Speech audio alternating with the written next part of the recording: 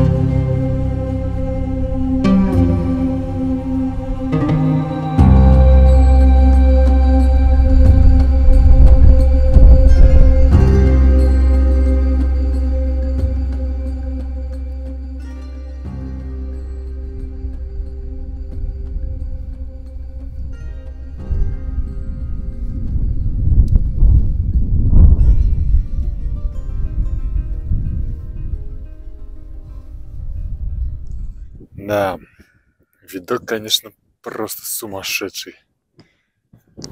Река, здесь горы, здесь горы. Пусть и невысокие, тем не менее, выглядит впечатляюще.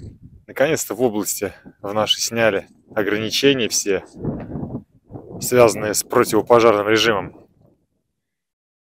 И, наконец-то, я решил посетить одно очень-очень интересное место. Почему я сделал акцент на противопожарном режиме? Дело в том, что место, в которое я сегодня направляюсь, уже этой весной горело. 17 мая 2023 года там был пожар. 67 сотрудников национального парка таскали воду. Вот примерно в такой же подъем на протяжении всего дня. К счастью, им удалось потушить пожар, и леса не коснулся этот пожар. Он не распространился по национальному парку. А что с этим местом? С землянкой в горах? Ведь именно там происходили все эти события. Мы сегодня с вами и узнаем. Поэтому садитесь поудобнее. Желаю вам приятного просмотра. Меня зовут Алексей, и вы смотрите канал Лесной Строитель. Да, по всей видимости, пожар дошел до сюда. Смотрите, деревья подгорели снизу. Вообще, вот так вот беглым взглядом я смотрю. Само строение вроде как целое. И это радует. Давайте все-таки посмотрим, что там внутри. Может быть, там, я не знаю, все вынесли. Лесники и егеря убрали, чтобы люди не посещали это место. Я, честно говоря, не владею данной информацией. Сейчас мы с вами об этом все и узнаем.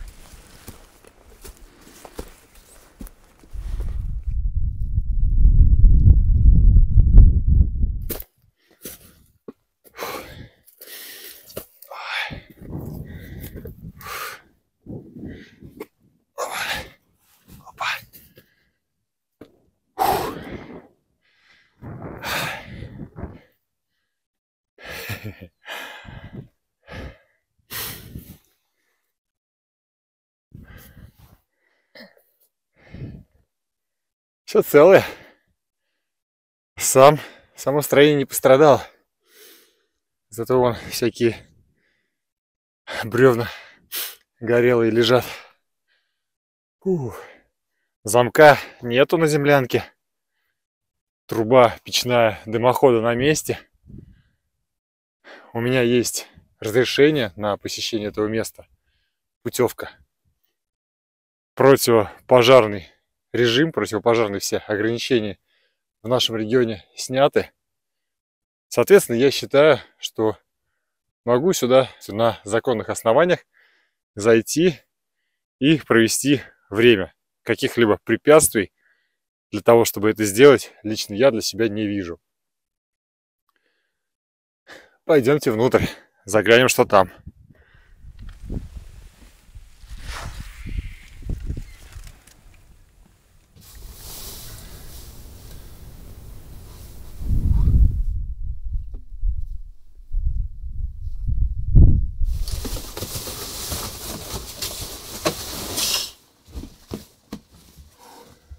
Ну, здравствуй, землянка в горах.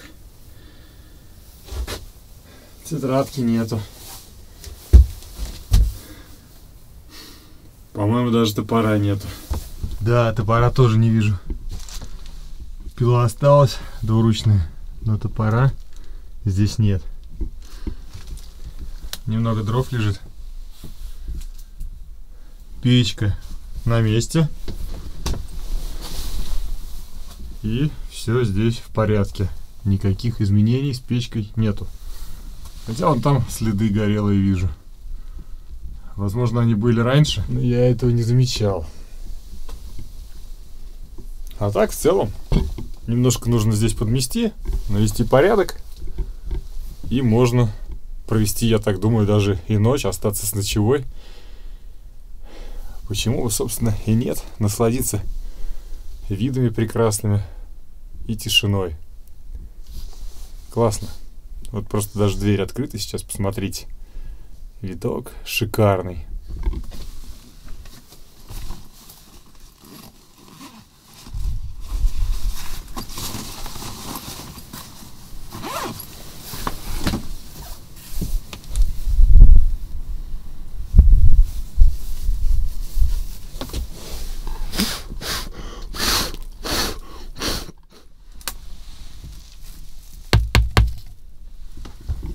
Всегда, когда я прихожу в любое место, считаю нужным и считаю правильным очистить, подмести все от мышиных какашек. Дело в том, что вон в лежаке их куча, море просто этих каках мышиных. А как вы знаете, мышиные экскременты несут в себе большую опасность, и можно заболеть мышиной лихорадкой. То лучше все это дело подмести, убраться и уже потом раскладывать свои вещи.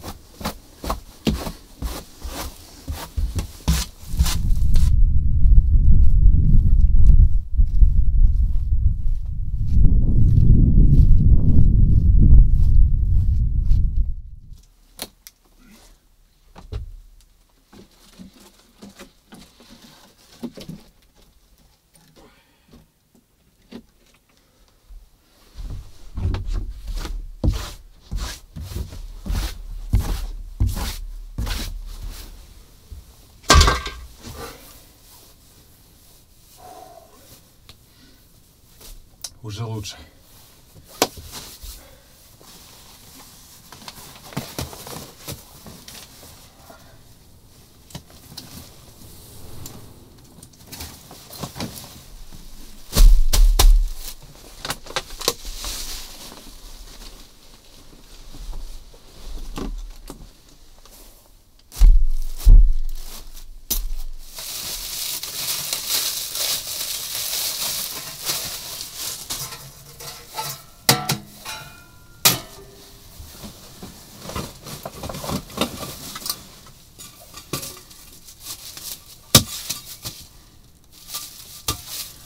Долго думал, с чем сюда прийти. И решил принести вот такую вот трубу 150-ку. Взял запасом диаметр ее специально. Потому что я, во-первых, не знал, какая здесь труба. Но вот сейчас я смотрю, что-то либо 10 сантиметров, либо, может быть, 11 в диаметре. Соответственно, вот эта труба, если ее надеть сверху на дымоход, она будет болтаться.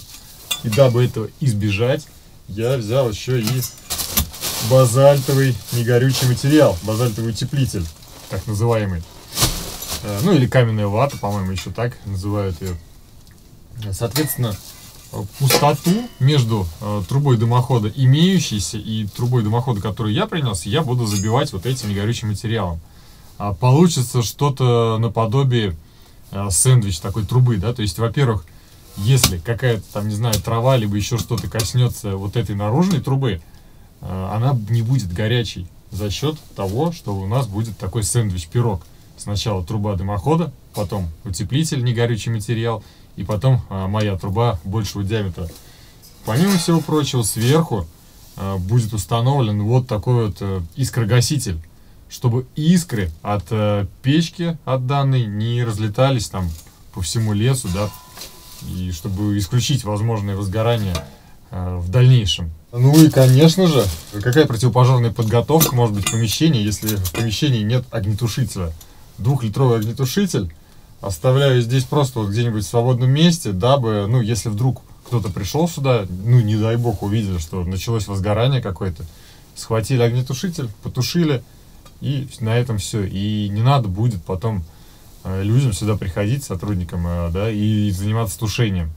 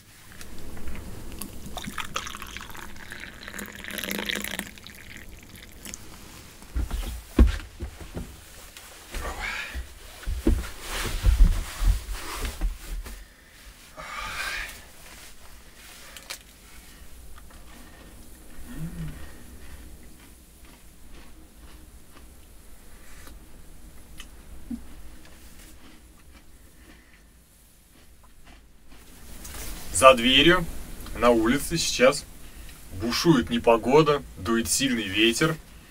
Дверь у меня открыта, и я могу наблюдать за всей этой великолепной картиной. Уже листья все опали на деревьях. Солнышко хоть и светит, но не такое теплое, как весной или летом. А это значит, что сегодня вечером будет уже холодно. Земля остывает. Ветер тоже все теплое, что остается от земли, все выдувает. Надо будет сейчас затапливать печь. Пожалуй, попью чаек. Немножко отдохну, потому что и дорога дальняя была. И пока тут подмел, пока туда-сюда побегал, пока трубу эту поставил. Это всегда кажется зрителю так, что подумаешь, что там пришел, трубу установил и все. Но опять же тут самое это интересное заключается в постановке ракурсов. Камеру сюда поставил, камеру туда поставил. Если я не забуду, то в конце этого видео вставлю фрагменты, как я возвращаюсь за камерой. Бывают такие ситуации, когда уходишь уже там метров на 50 в горку, например, да, и потом спускаешься за камерой. И все ради того, чтобы вот 5 секунд в ролике был момент, как я поднимаюсь по горе, например, да. Ну, то есть кому-то кажется это смешным. Ну вот так вот. То есть хочется, чтобы и вам было интересно наблюдать за картиной, чтобы поймать этот момент и суметь передать вам именно атмосферу моего похода. Чтобы и вам было интересно, и чтобы вы ощущали, как будто бы вы тоже идете вместе со мной. Конечно, можно вот идти, да, вот так свое лицо снимать и о чем-то рассказывать. Но, на мой взгляд, это не передает всю картину, всю гамму ощущений, которые получаю я. Был момент даже сегодня.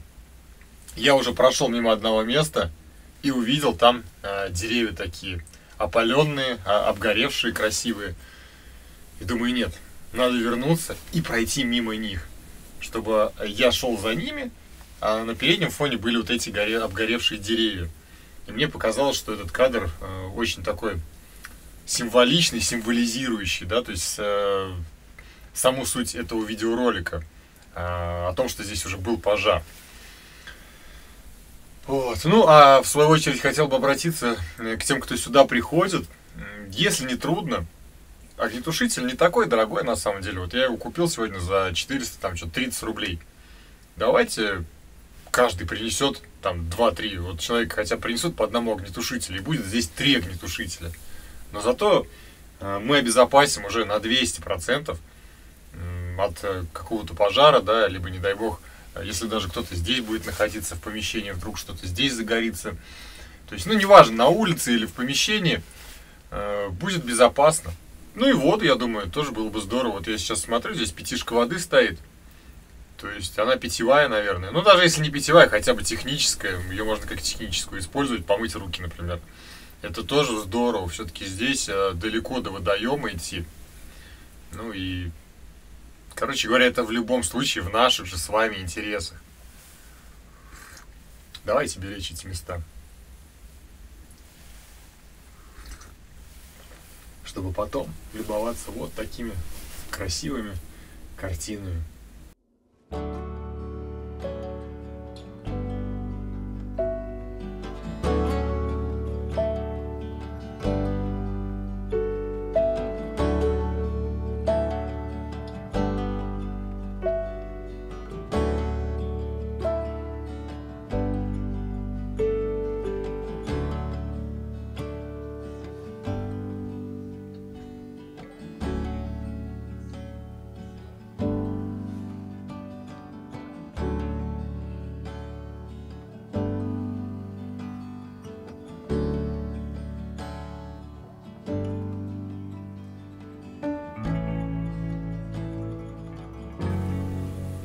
Ни людей, ни машин. И ощущение полной безопасности и комфорта. Потому что палатка — это палатка, да. Это тоже свой отдых, свой вид отдыха. Ну, вот с приходом осени, зимы я просто обожаю ходить в такие вот походы, в такие вот места. Пока дошел, вспотел там, да, не знаю, устал.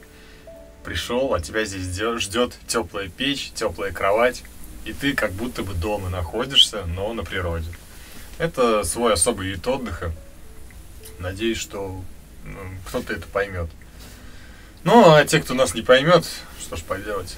Мы все люди разные, у всех свои вкусы и у всех свои интересы. Главное, не осуждать нас за это.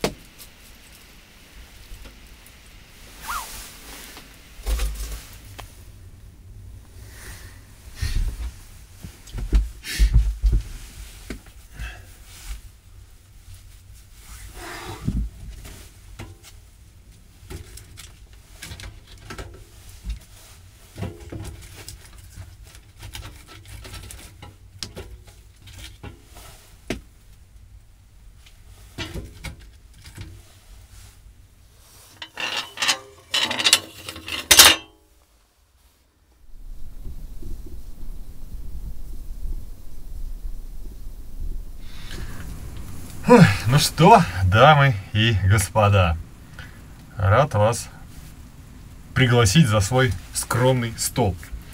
В общем, пока там непогода начинает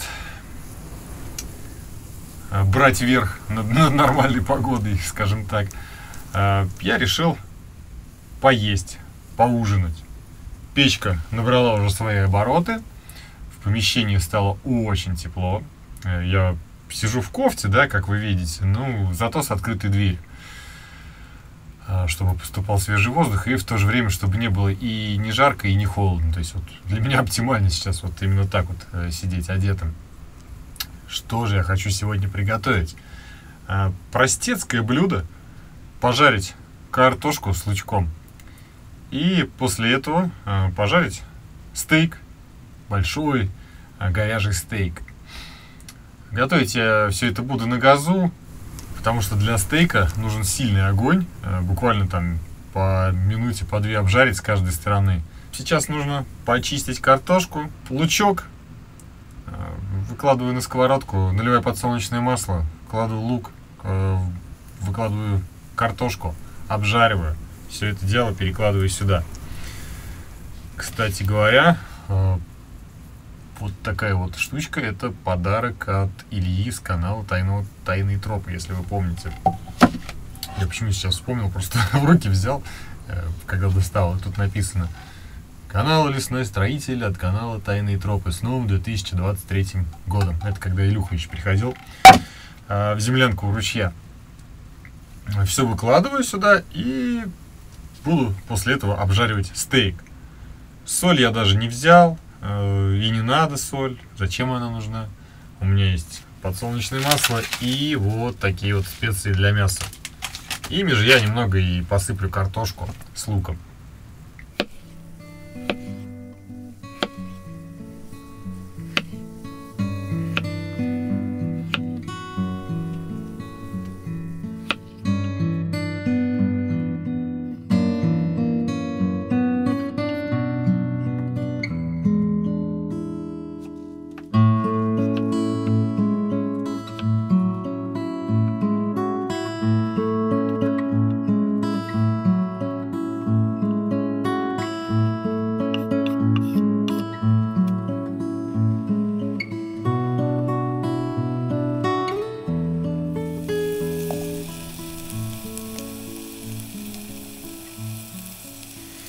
Обожаю этот момент, когда пришел в помещение, навел порядок какой-никакой, затопил печь, заготовил дров себе на ночь и сидишь, занимаешься, готовишь вкусную еду. Тоже, кстати, так и не разродился, но зато там ветер так и бушует, гуляет прям по всем холмам, по всем горам, по всем овражкам, по которым я сегодня шел. А у меня тут сухо, тепло, уютно, пахнет едой. Сейчас, я думаю, мыши прибегут сюда на эти запахи, особенно когда мясо пожарят.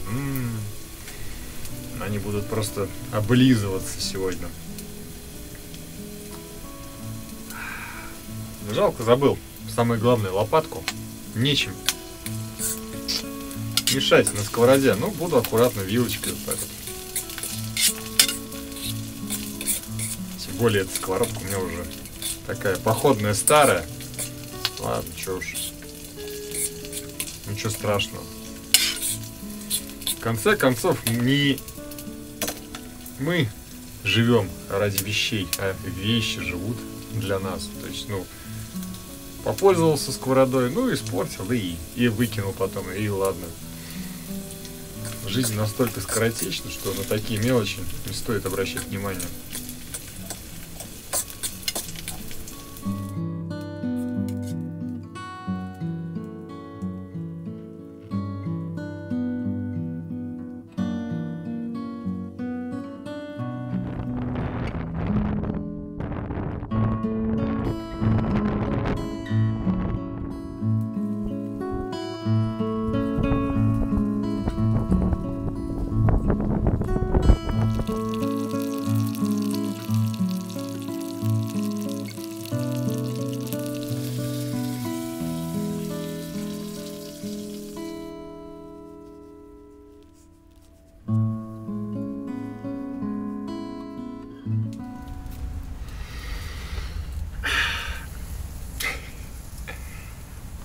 приятного аппетита. Если вдруг вы все-таки сбегали к холодильнику и что-то приготовили, а может быть, достали уже что-то готовое. Что, отведаем?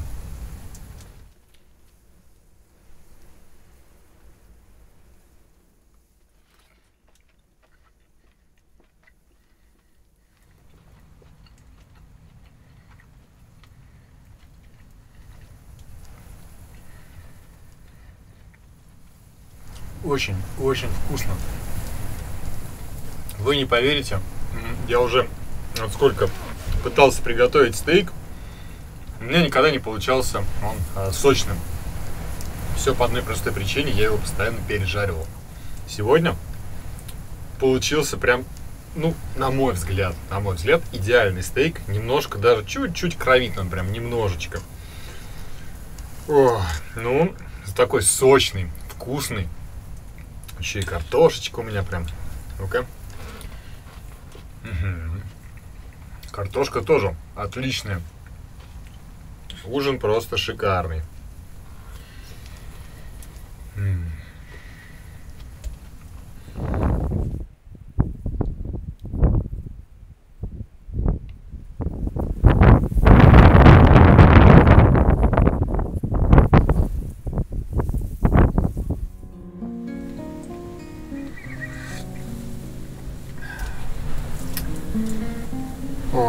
Давно так не отдыхал. Постоянно. Все куда-то бегу. То в дом под землей. Все с этой стройкой ввязался, да, и не остается времени на походы. И ноябрь месяц я давно ждал, потому что в ноябре у меня было запланировано 2 похода, а в декабре, наверное, уже, надеюсь, выпадет снег, и будем ездить уже в дом под землей на мотобуксировщике, ну или мотособака, как она называется. Может быть, начну потихоньку кирпичи туда возить. Ну а что, волокуш закинул их, по снегу-то проще. Потому что, как ни крути, наверное, имеет смысл сложить кирпичную печь. Да, будет тяжело в плане доставки, но во-первых, металлическую в принципе могут утащить. Даже, казалось бы, несмотря на такое дальнее расстояние от цивилизации. С кирпичной печкой этой проблемы никогда не возникнет. Потому что вот я прихожу в землянку ручья, я уже на 200% уверен, что печь там есть. Ну, единственное, могут варочную поверхность дернуть, например, да, там снять, либо дверцу. Но при желании и без варочной поверхности, и без дверцы, в принципе, можно печь топить. А печь я хотел бы сделать какую-то, знаете, что-то... Я вообще не знаю, такие бывают, не бывают. Может быть, самому придется какой-то проект опять придумывать печки, чтобы она была с одной стороны как камин, а со второй стороны просто печь. То есть, чтобы можно было любоваться открытым огнем, и в то же время там сбоку где-нибудь там какой-то карман, отсек, да, подошел, накидал туда дров, чтобы просто как печь она функционировала. Ну, например, там весной, да, когда уже тепло, или даже и зимой, неважно, то есть уже дом протопил, и просто охота посидеть, полюбоваться вот открытым огнем. Было бы здорово, да, там развести огонь в камине и наблюдать вот так же вот сидеть с чайком и наблюдать за этим. Если вдруг у вас есть какие-то идеи на этот счет, может быть, какой-то проект у вас такой печки есть, да, то обязательно пишите мне в комментариях. Можете в телеграм-канал Лесной строитель тоже какую-то идею свою озвучить. Вот. Ну, короче говоря, по поводу печки, если кто-то что-то может посоветовать, пишите. Ну, а я сейчас буду пить чай, любоваться печкой, греться, точнее, у печки и ложиться спать.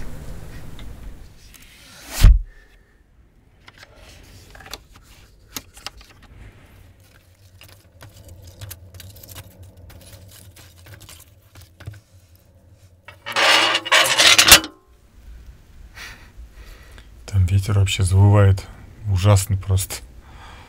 И так приятно осознавать, что у меня-то здесь тепло. Не знаю, даже есть ли смысл в спальник залезать сегодня. Наверное, и не буду.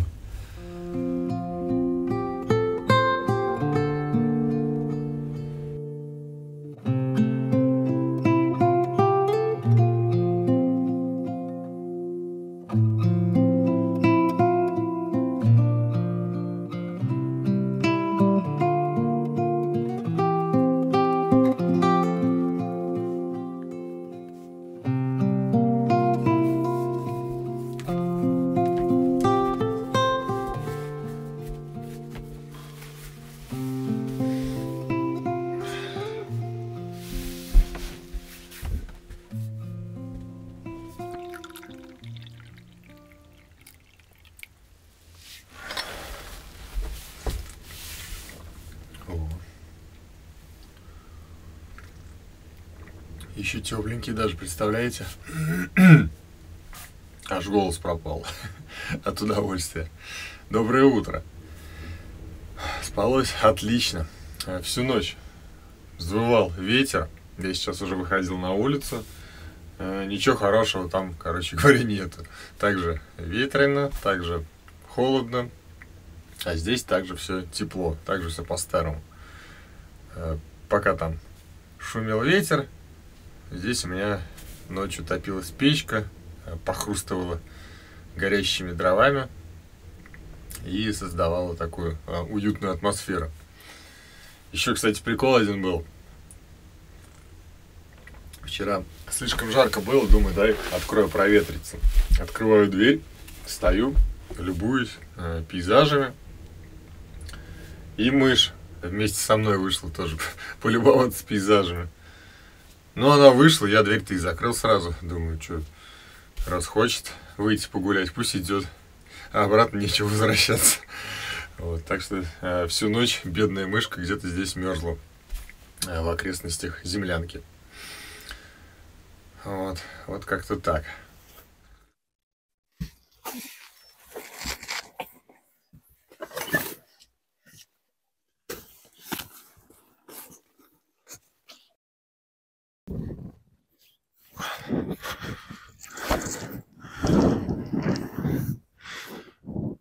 Фух.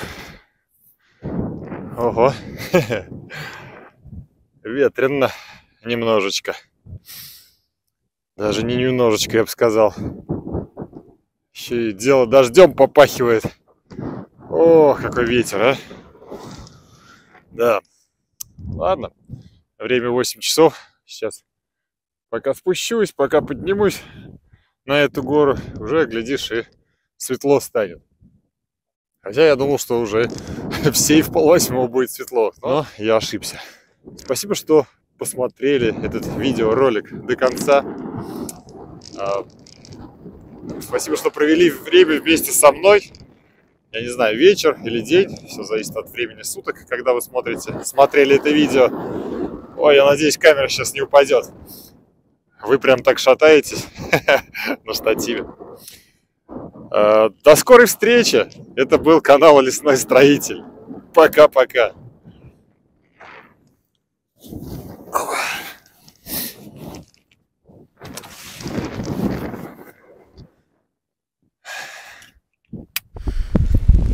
Дождь облажной пошел прям. Что удивительно, здесь он слабый. А там вот как раз где землянка. Прям вообще льет как из ведра. Надо быстрее сваливать и отсюда, а то сейчас, может, и до сюда дойдет. Фух. А идти-то еще часа полтора.